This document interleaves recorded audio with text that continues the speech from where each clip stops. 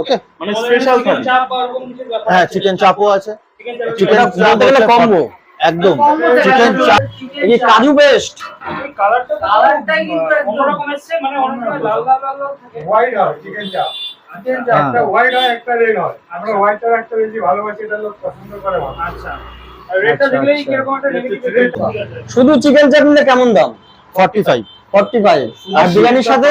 আর বিরিয়ানির সাথে যদি চিকেন চাপের কম্বো চাইছো তাহলে 120 তে আছে। 120 তে মিটে যাবে তাই তো? একদম।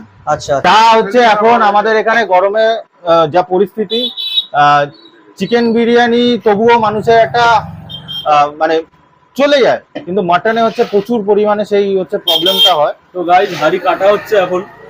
রাইস তো জোরে জোরে পড়ছে, পুরো ঝন। একটু নাচাও নাচাও। ঝর্ণা দেখিয়ে দাও।